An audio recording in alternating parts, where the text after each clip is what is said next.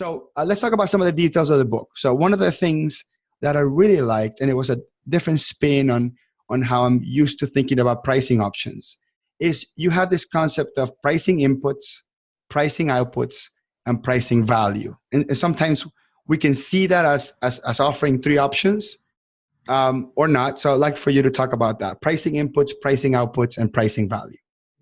Yeah. So inputs in accounting profession are typically time and maybe, I'm not sure what the materials are in the accounting profession. It's really just data entry. Like we're transcribing information from one place to the other. Right. So you're charging for your time, and that's how my accountant charges me to do my accountant essentially charges me by the hour, I believe, to do my tax returns. And I need so much more from my accountant, and it's really uncomfortable for me because the engagement isn't structured in that, like, if I pester him, he'll help me with some issues, but he has no mechanism for charging me for that. I would actually like to pay him more and be able to pick up the phone and call him and have him be available to me.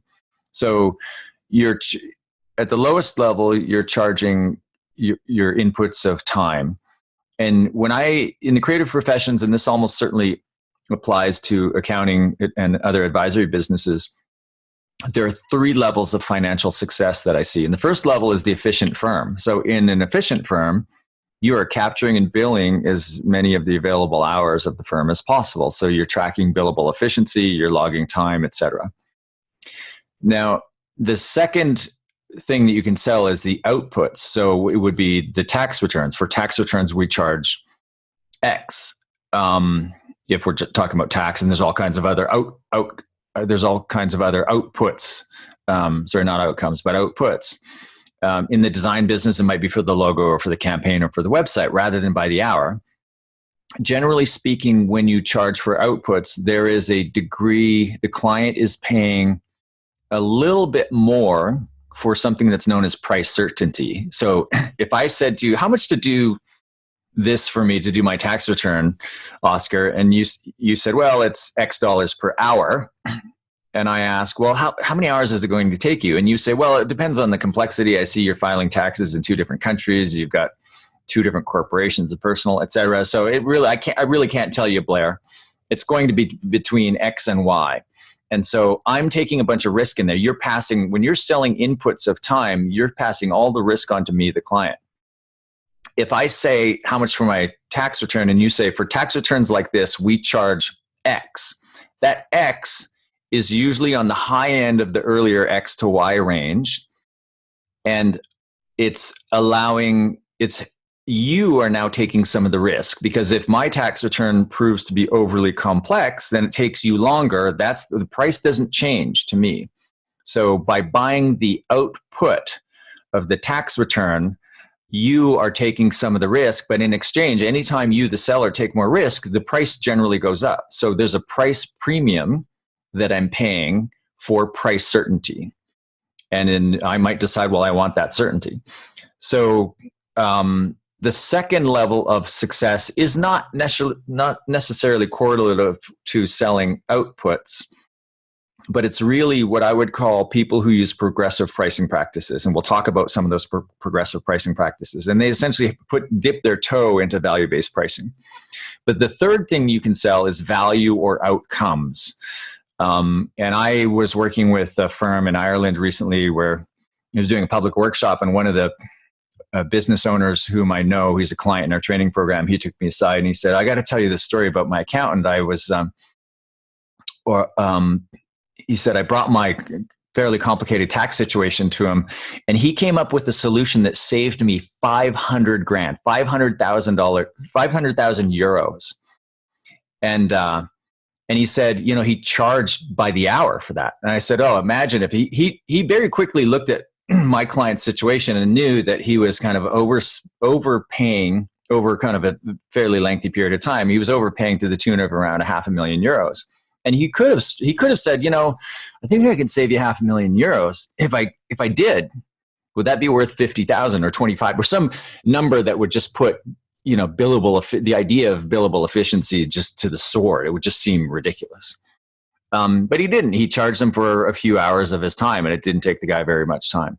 So the highest level of financial success are those firms that move away from selling inputs, that move away from selling outputs and some of the progressive pricing tactics that we'll talk about. And they basically sell based on outcomes. If I could deliver €500,000 in value to you, would you pay me 50,000 or 25,000? So they're getting paid based on the value they create rather than the outputs that they're selling or the amount of inputs that they're incurring to deliver on the solution. So you talk about one thing that I thought it was pretty interesting, where if you round the price, let's say you're going to price something at, let's say $5,000, you can defend a flat, seemingly arbitrary number like $5,000 a lot better or a lot easier than what seems to be a formulated or calculated number like 4,975. Yes. So why is that, Blair? Because anytime your price implies a formula, the client is invited to use that formula to try to make the price lower. So I often do this as kind of a little experiment in a seminar where I'll say, okay, here's you have to go in this thought experiment. You have to go present a proposal for $50,000. Let's keep it at $5,000, and you have the choice. You can present the price of $5,000, nice round number, or $49,775. And which would you prefer to present? And most people choose the $49.75. They think it's some sort of charm pricing, or it seems more palatable because it starts with a 4 and not a 5. But it's actually easier, as you said, it's easier to defend the nice big round number because there's no formula implied. So the pushback on the price, you might get pushback on value, but if somebody says, well, that's a big round number, it looks like you just came up with it. How did you arrive at that price? One way to reply is to say simply that, well, that's what we charge companies like yours for services like this, right? So you're not charging based on value, you're charging based on outputs, and you're saying, well, maybe not, but we'll get to that in a second. You're saying, no, this is what we charge. And if somebody says, well, what about return on investment? In the accounting profession, often I suspect you can show a return on investment. In graphic design, in logos, as an example, it's really hard to show return on investment. So I counsel to say, well, I don't know what the return on investment is. I know this is what we charge companies like yours, and our clients keep coming back. So I'm assuming there's a return on the investment. You can't, and we could role play it, and I've role played it many times. You can't find a way to get me to make the price be cheaper. But if I put forward $49.75, you're going to ask, well, how many hours? And what's your hourly rate?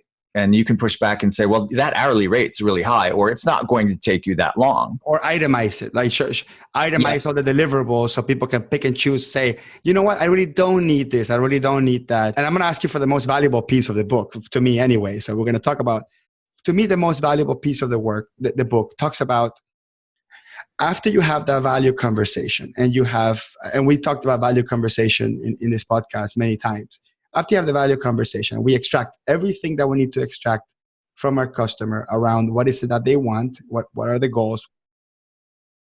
You say something I think is just extremely impactful, which is say a price before you show a price. And yes. then how you follow up with that proposal, which is not the typical 5-page proposal, just a 1-page proposal. Can you give us a Reader's Digest version of that? Yeah. So the rule of say a price before you show a price, that really comes from the world of sales and not pricing. And it speaks to what we were talking about earlier, Hector, about the idea of kind of leaning into price and having money conversations early. If you don't want to come back with a proposal where the client just looks at it and goes, well, there's just no way we can do that. So if there is a price objection, you want to hear it.